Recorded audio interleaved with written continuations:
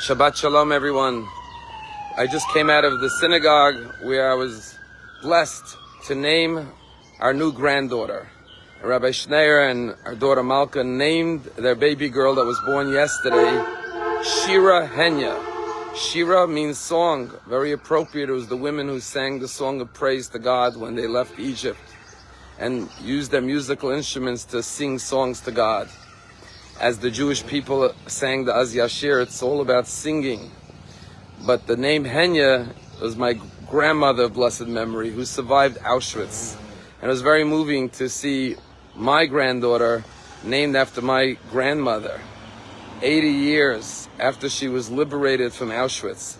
And to see my beautiful little granddaughter who will be raised just the way my grandmother was raised as a little girl. That's the continuity of the Jewish people from generation to generation. Tomorrow in synagogues around the world, we will read a very moving prophecy. It's Ezekiel chapter 37. It is one of the most famous biblical prophecies, and it's actually the source for the song of Hatikvah. In it, God appears to the prophet Ezekiel, and he shows him a valley filled with dry bones. And God asks Ezekiel, will these bones ever live? Hatichyena hatzamot ela. And Ezekiel says to God, God, only you know. And suddenly Ezekiel sees this valley of bones and they start rattling. And one bone starts clinging to another bone. And they start to grow veins and sinews and flesh.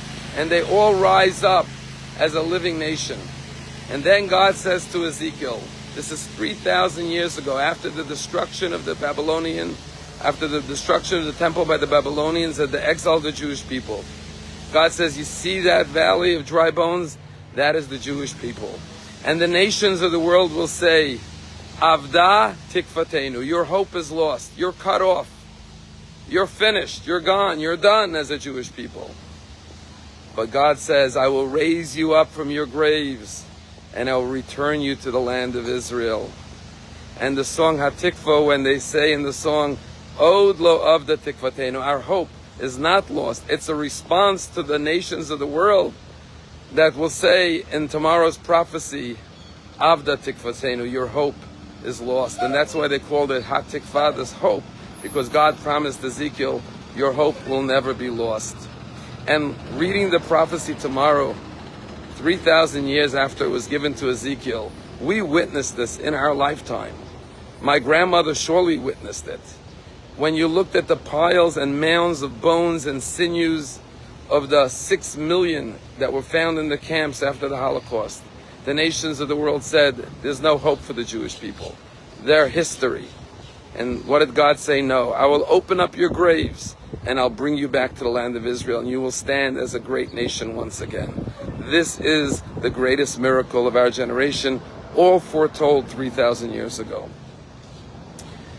We had a woman in our community, her name was Jacqueline Goldman. She just passed away recently. She died at the age of 96. She was a Holocaust survivor. And she was hidden in a monastery as a child in order to survive the Holocaust. And she was an incredible woman. She founded Magen David Adom in Palm Beach. She dedicated the Western Wall Plaza after 1967 and lived her life as a proud Jew. But last year, at the age of 95, on the holiday of Shavuot, when we received the Torah, she had her bat mitzvah in the synagogue. The bat mitzvah she never had when she was 12 years old. She had at age 95. And how did that bat mitzvah come about?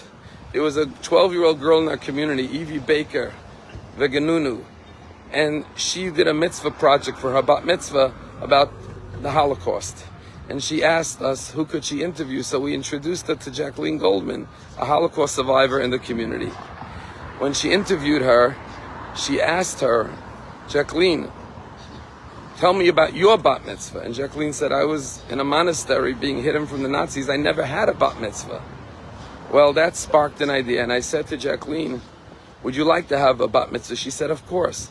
And so there was, on Shavuot, at the age 95, the whole community celebrated and gave her a beautiful bat mitzvah, and she spoke so beautifully as a bat mitzvah girl, woman. Well, at that bat mitzvah, there was a woman in the synagogue who was so inspired and came over to Dini and said, I'm 60 years old. I never had a bat mitzvah. I would like to have one too. So Dini said, you know what? We're going to have a class in the synagogue, a program for all those who didn't have bat mitzvahs. And this year we ran a bat mitzvah program. And 18 women who never had a bat mitzvah, and about 7 of them who never even had a Jewish name, celebrated their bat mitzvah 2 weeks ago on Shabbat of April 12th and 13th at Palm Beach Synagogue. It was a very moving experience as they all accepted mitzvot and spoke beautifully and were given Jewish names, some of them. We had a whole Shabbat of festivities in honor of these 18 women. But what inspired these 18 women was Jacqueline Goldman's bat mitzvah. And who inspired Jacqueline Goldman's bat mitzvah? 12-year-old Evie.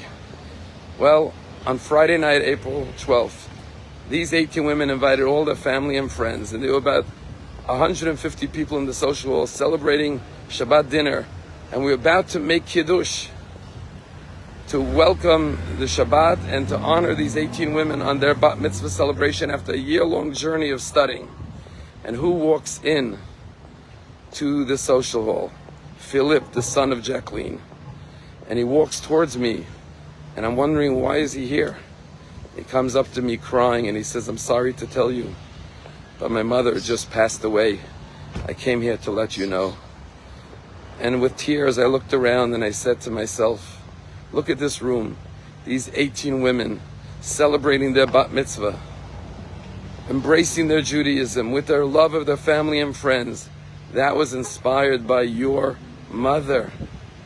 And this is the testament that she leaves this world on the day that these women are beginning their journey as Jewish women, to show us that her love and her passion for Judaism will never die. She will live on. Like a song where one note connects the next note to a beautiful symphony and ballad. That's the story of the Jewish people.